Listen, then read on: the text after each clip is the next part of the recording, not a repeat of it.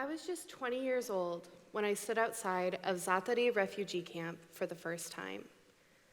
Zaatari is one of the world's largest refugee camps and sits in a desert in the north of Jordan. A short 12 miles from the Syrian border, it hosts around 80,000 Syrian refugees. I was visiting as part of my research for my undergraduate thesis and study abroad, investigating how different humanitarian organizations were responding to the growing refugee crisis in the region, and what models they were implementing to take on the enormous challenge of resettling the thousands of people fleeing violence and persecution. We'd been driving along Baghdad International Highway for hours, when seemingly out of nowhere, the camp rose out of the dusty horizon, and the mirage of UN structures stood before us, barely peeking out above the desert floor, but stretching endlessly into the distance. Its vastness was a frightening testament to the scale of the human tragedy we would find unfolding inside. Walking through Zaatari village was all-consuming. Before me were over 40,000 displaced children and their families, all fighting for resources only enough for a few. There in the middle of the desert was the best of the best, dozens of international humanitarian organizations doing everything they could to care for and support the refugees inside. They were doing great work 3 years ago when I was there, and they're still doing great work today. And yet, refugees inside of Zaatari are building their lives in catastrophic humanitarian conditions. Today, over half of the camp's population is under the age of 18. There are children who were born inside of Zaatari who have never known life outside of the camp. To be a young person and confronted with such a calamitous portrait of humanity was humbling and life-changing.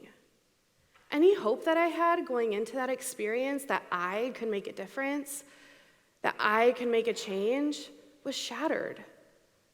How could I, a young, inexperienced 20-year-old girl from a small town in Michigan, possibly do anything to help the international refugee crisis?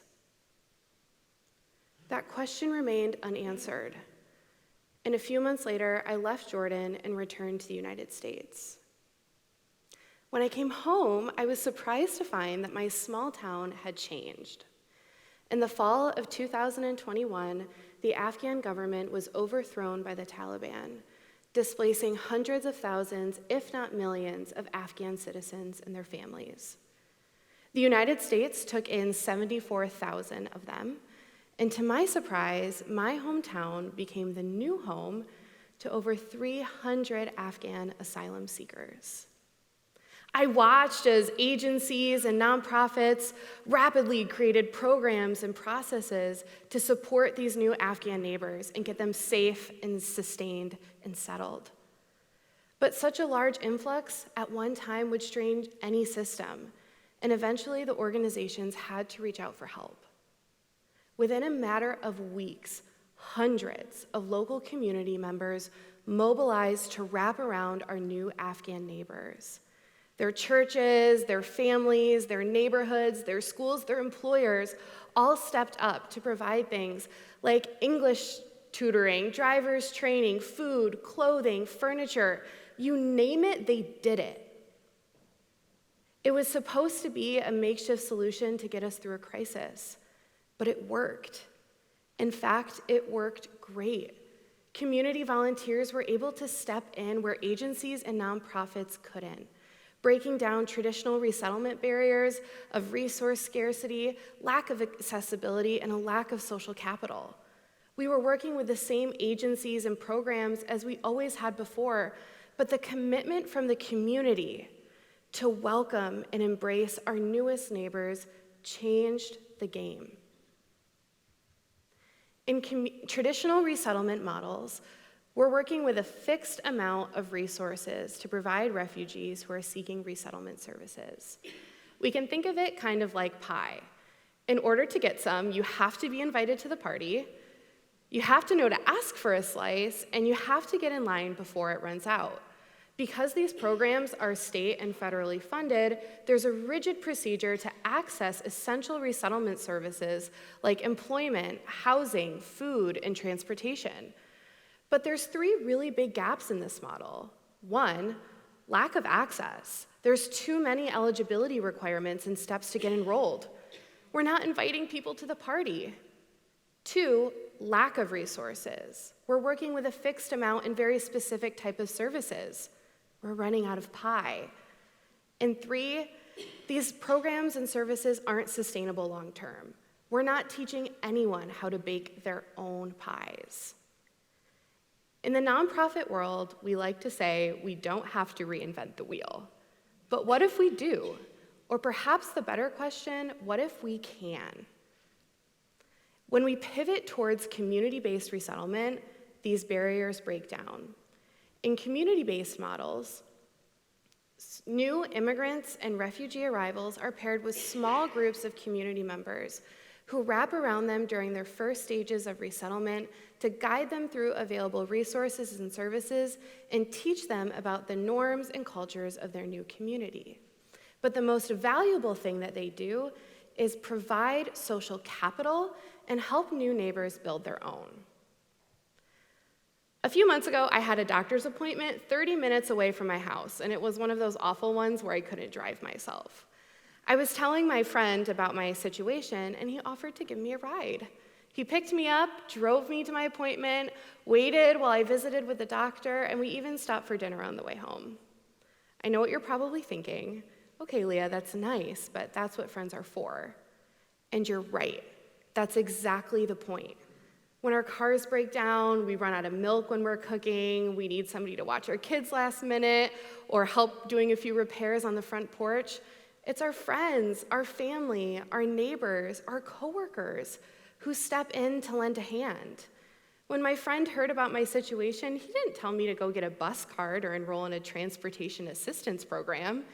He just showed up in the same way that we all show up for the people that we care about every single day.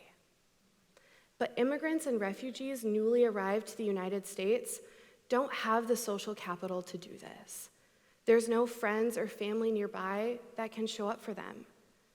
I talk to immigrants and refugees every single week, burdened by the despair of not having a community to lean on, not having people they can go to when life gets hard, as we all know it always does. Many immigrants and refugees will arrive to the United States without knowing a single person. They're completely alone. This means that during those first stages of resettlement, normal life hiccups like cars breaking down and household repairs or medical appointments can be impossible to resolve and devastating if left unaddressed. And despite escaping violence and dire humanitarian conditions of places like Zaatari camp in Afghanistan, refugees who arrive in the United States today will face a new yet hauntingly familiar set of challenges.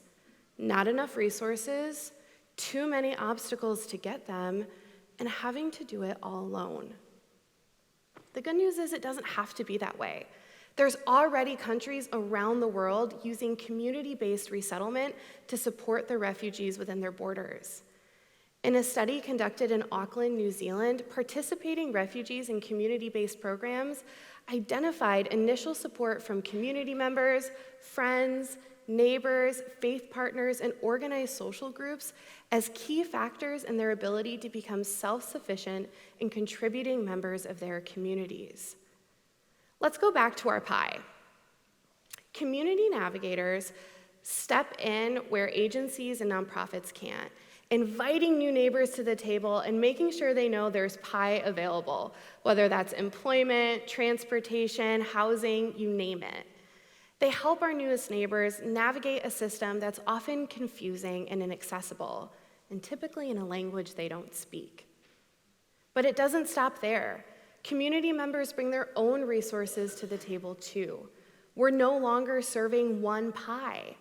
They do things like offer transportation, teach them how to fill out their tax forms, apply for jobs, enroll their kids in school. And perhaps most importantly, It doesn't just stop at giving out resources. In community-based models, new neighbors can build lasting social connections, meaningful relationships with members of their community. This means they have the social capital to overcome those normal life hiccups and succeed long-term, baking their own pies for years to come. And that's the beauty about community-based resettlement. It's not just about meeting immediate needs, but by empowering our newest neighbors to build the lives they want where they can thrive and belong, and in turn help others thrive too. By focusing on relationships, shared resources, and long-term sustainability, we're not just transforming the future of resettlement, we're reshaping our communities and ourselves in the process.